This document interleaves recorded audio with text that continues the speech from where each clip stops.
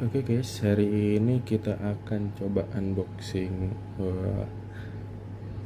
micro SD card ya, micro SD card dari Lexar. Ya, yang belum tahu ini memang merek udah lama sih ya. Apa namanya? Biasanya buat uh, kamera mirrorless atau kamera DSLR ya. Ini aku juga pakai yang Lexar ini untuk PC. Pertama karena dia murah ya, nggak begitu mahal. Misalnya perbandingan antara Lexar yang 256 dengan SanDisk itu mungkin bedanya 200 ribuan ya kalau nggak salah. Ini sekitar 400-an. Ini tipenya nggak kayak yang SanDisk ya. Kalau SanDisk kan memang dia ada kategorinya. Kalau di sini sih nggak ada ya. Di sini yang biasa aja, nggak ada tulisan apa Extreme Pro, K, Extreme, Ultra gitu ya. Kalau yang 256 dia ada adaptornya.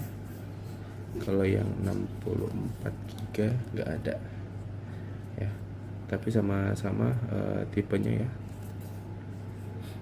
Apa namanya, 633X 633 kali apa 3GDX ya, nggak ngerti. Di sini speednya itu 100.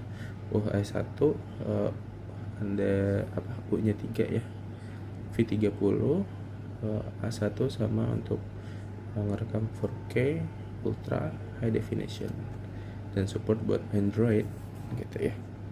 Lihat sih, memang kadang-kadang untuk kamera 360 ini dia memang punya spesifikasi tertentu. Nanti kita coba aja. Kalau misalnya dia bisa, alhamdulillah. Tapi kalau nggak bisa, ya udah nggak apa. Nanti kita beli lagi. Kita buka ininya aja di sini, karena dia tempatnya di selipannya ya. Di posisi up, kita taruh dulu di sini. Ini ya, di sini.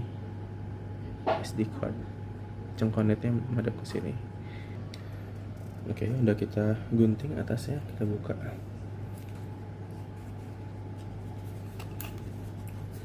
Kecil sekali ya ternyata. Tapi produsen ini kenapa dia nggak jual pakai package kecil aja ya? Apa ini udah juga kecil? Kita balik, nanti jatuh. Oke. So silk ya. Oke. Gimana cara bukanya? Oke, kita coba letak dari sini. Gitu. Oh ada ginian nih. Alah. Oke. Yang ini adaptor ya, yang ini memorinya di sini. Hehe. So small. Di sini. Bismillah.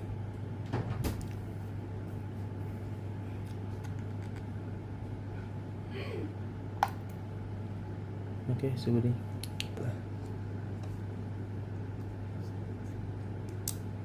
Oke. Sudah rapat. Nah, ini terdeteksi ya, dapat 4 jam untuk 4K 100. Coba tadi settingan awalnya di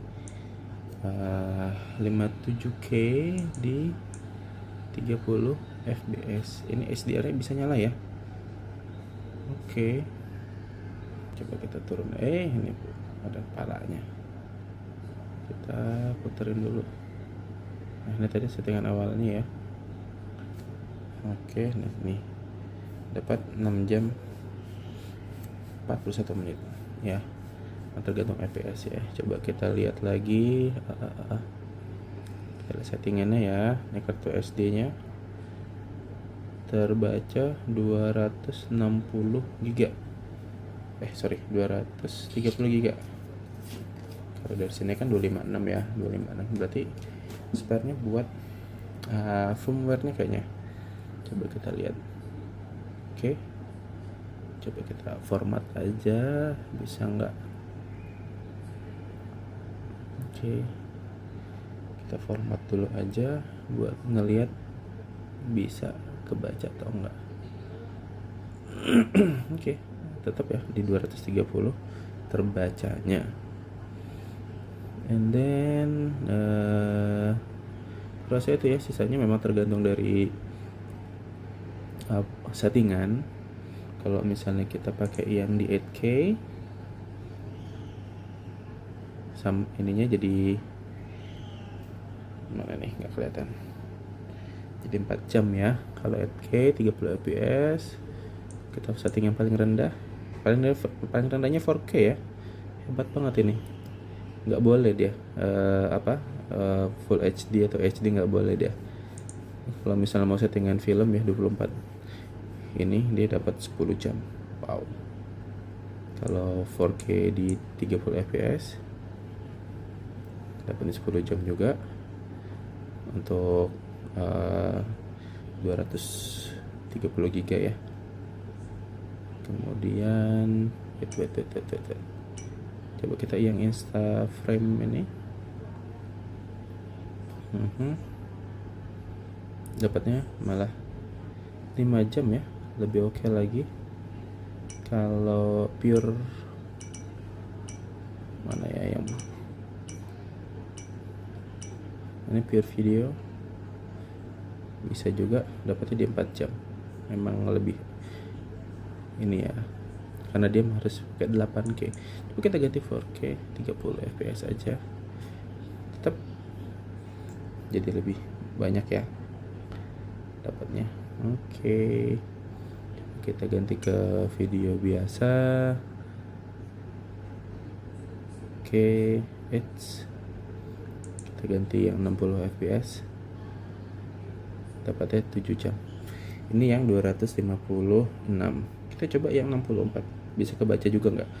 Oke, ini udah kita ganti ya ke yang 64 GB. Ini cuman dapat 1 jam 55 menit ya. Kalau kita ganti ke 30 fps dengan SDR nyala ya, adaptive tone-nya nggak mendukung. Oke, coba kita lihat dapat berapa dia. Nah, dia dapat 2 jam ya, dapat 2 jam. Kalau fps nya di 2 jam 42 menit.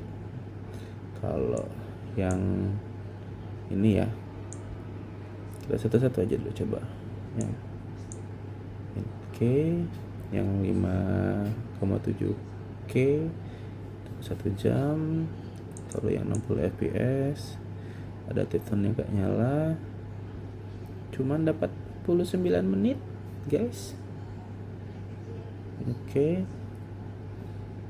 kalau di 8K 30 fps semuanya nggak bisa nyala ya. Ini mati, ini mati. Cuman dapat berapa ini? 1 jam. Oke, kurang lebih sama ya.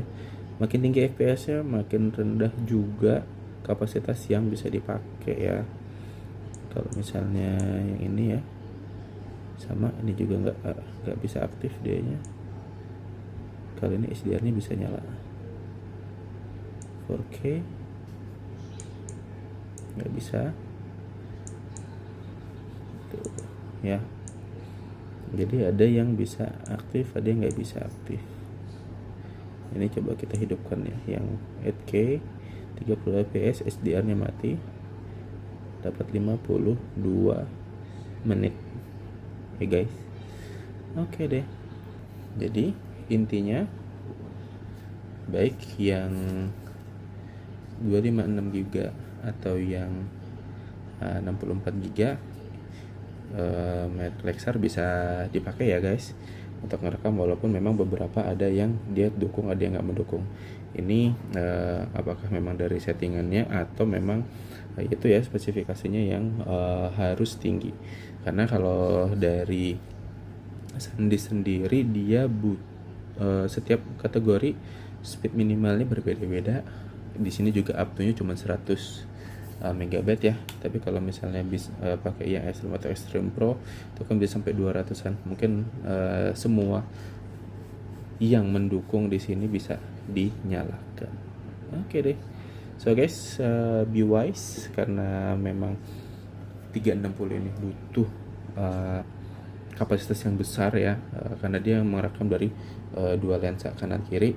Jadi kalian harus tahu dulu kalian butuhnya apa. Apakah cukup dengan settingan 4K di 60 fps atau 30 fps saja bahkan, atau harus banget 8K yang harus dihidupkan HDR atau adaptive tone-nya gitu.